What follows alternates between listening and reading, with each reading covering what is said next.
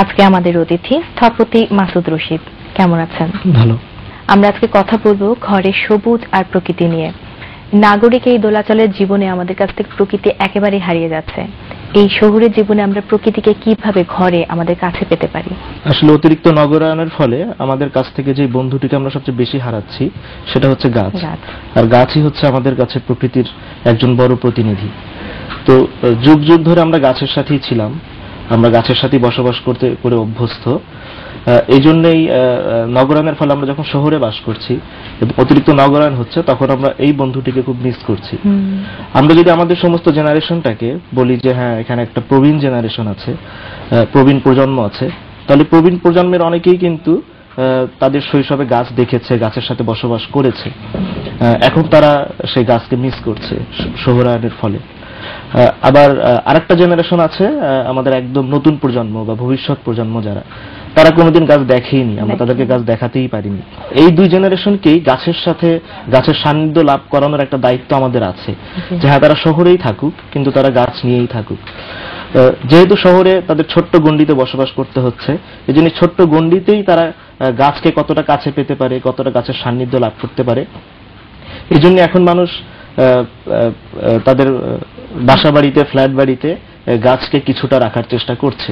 টেরাসে বা বারান্দায় বা ছাদে বা বাড়ির সামনে একচিলতে জায়গাতেও তারা কিছুটা গাছ রাখার চেষ্টা করছে। তো এই গাছটা যদি থাকে, তাহলে যারা প্রবীণ জেনারেশন আছে তারা এই গাছটাকে পরিচর্যা করবে, তারা ছোটকালে যেভাবে দেখে এসছে এবং তারা খুব ভালো সময় কাটাবে। আর ছোট ছোট বাচ্চারা তারা দেখবে যে হ্যাঁ, গাছকে পানি দিলে ফুল ফোটে, গাছকে পরিচর্যা করলে ফল দেয়।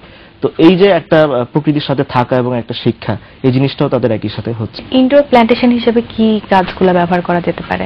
তার আগে একটা ব্যাপার আমাদের মনে রাখতে হচ্ছে যে ইনডোর প্ল্যান্টেশনটা সে করছে কোথায় কোথায়। তো আমরা জানি গাছের বেঁচে থাকার জন্য আলো দরকার, বাতাস দরকার। তো এই আলো, বাতাস, পানি এটা বাদ দিয়ে যেহেতু গাছ হবে না, তারপর যে জায়গাটাতে আলো বাতাস বেশি পাচ্ছে গাছগুলোকে সেই জায়গাগুলোতে রাখতে হচ্ছে। খুব ভালো হয় যদি কেউ তার বারান্দায় এক কোনায় কিছু প্ল্যান্টেশন করে, কিছু টপ করলো বা কিছু পার্মানেন্ট স্ট্রাকচারও করতে পারে যেখানে সে গাছ করবে, গাছ লাগাবে। যদি বারান্দায় না হয় তাহলে সে ঘরের ভেতরে জানালার পাশে করতে পারে, যেখানে আলো বাতাস সে পাবে। দিনের একটা নির্দিষ্ট সময় জানালাটা খুলে রাখলো, গাছ আলো বাতাস পেলো। আবার অনেক সময় আমরা জানালার সানশেডেও করতে পারি বা জানালার কার্নিশে করতে পারি। তো এরকম জায়গা বুঝে বুঝে, ইনডোর প্ল্যান্ট তো খুব বড় গাছ হবে না, সাধারণত পাতাবাহার ধরনের গাছগুলি ইনডোরে বেশি করা হয়, যেখানে ফল বা ফুল খুব ইম্পর্টেন্ট না, শুধু গাছ নিজেই ইটসেলফ একটা সৌন্দর্য দিচ্ছে। আর যেহেতু ঘরের ভেতরে থাকছে, এই জন্য আমার সৌন্দর্য বর্ধনটাও এখানে জরুরি হয়ে উঠছে। এই জন্য ওই গাছগুলোই বেশি পছন্দ করছি আমরা, যেগুলো আমার ঘরের সৌন্দর্যে কিছুটা অবদান রাখছে। ইদানিং একটা চল দেখা যায় যে রুফ গার্ডেন, এই বিষয়টা তো ফ্ল্যাট বাড়িতেই বেশিরভাগ দেখা যাচ্ছে রুফ গার্ডেনের প্রতি মানুষ ঝুঁকছে। তো এই বিষয়ে একটু কিছু বলুন। রুফ গার্ডেনিং এর পেছনে ঝুঁকছে এই জন্য যে রুফটাই হচ্ছে সমস্ত অ্যাপার্টমেন্ট বিল্ডিং একমাত্র জায়গা যেটাকে আমি একদম ওপেন টু স্কাই পাচ্ছি, একদম আকাশের দিকে আমি উন্মুক্ত জায়গা পাচ্ছি।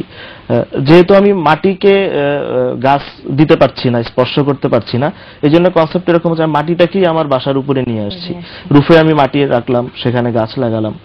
তো ইদানিং রুফ গার্ডেনিং হচ্ছে এটা আমরা বলছি, কিন্তু আসলে কিন্তু রুফ গার্ডেনিংটা অনেক দিন ধরেই হচ্ছে। আমরা যদি এই দেশের অনেক পুরনো বাড়িঘরগুলো দেখি, যখন প্রথম শহরে বাস করা মানুষ শুরু করলো, তখন কিন্তু আমরা দেখবো যে ওই বাসার ছাদে বড় বড় ড্রামে পেয়ারা গাছ লাগাতো, টবে গোলাপ ফুল গাছ লাগাতো। তো এখন আধুনিকায়নের ফলে আমরা ওই জিনিসটাকে একটু আধুনিক রূপ দিচ্ছি, যেন আধুনিকভাবেই তারা গাছটাকে করতে পারে এবং তারা একই সাথে তার সমস্ত বিল্ডিং এর সৌন্দর্য বর্ধন হতে পারে। তো রুফ গার্ডেনিং এর ক্ষেত্রে কিছু কিছু ব্যাপার আমাদের একটু মাথায় রাখা দরকার।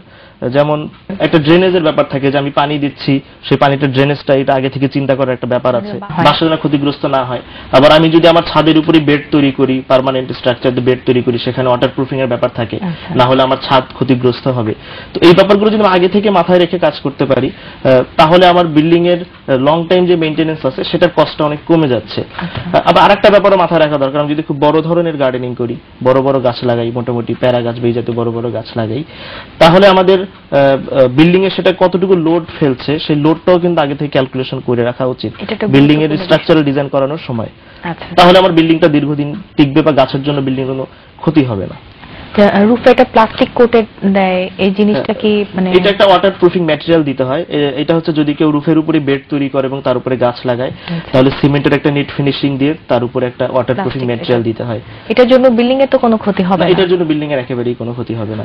বাড়ি নির্মাণের জন্য একটা নতুন বিধিমালা আছে, এটা আমরা জানি। তো এই বিধিমালায় বাড়ির সামনে গার্ডেনিং এর জন্য কি কোনো বিষয় বলা আছে? বাড়ি নির্মাণের জন্য আমাদের ঢাকা মহানগর ইমারত নির্মাণ বিধিমালা হয়েছে 2008 সালে। তো সেই বিধিমালা অনুযায়ী কিন্তু আমাদের বিল্ডিং এ গার্ডেনিং এর কিছু স্কোপ আমরা পাই। যেমন সেই বিধিমালায় বলা আছে যে একটা বিল্ডিং এর এরিয়ার উপর ডিপেন্ড করে, তার টোটাল কত কাঠার উপরে বাড়িটা তার উপর ডিপেন্ড করে, যে 50% থেকে 40% বা 37% আমাদেরকে ওপেন স্পেস রাখতে হয়, ছেড়ে দিতে হয়। সেই ওপেন স্পেসটার মধ্যে কিন্তু আমি আবার 50% আমার পার্কিং বা ড্রাইভওয়ে এসব কাজে ব্যবহার করতে পারি, কিন্তু অন্য 50% আমাকে অবশ্যই সেটা গ্রিন করতে হবে। মানে বলা আছে এমন ভাবে যে সেটা মাটিটা এমন রাখতে হবে যেন সেটা বৃষ্টির পানি সরাসরি শোষণ করতে পারে।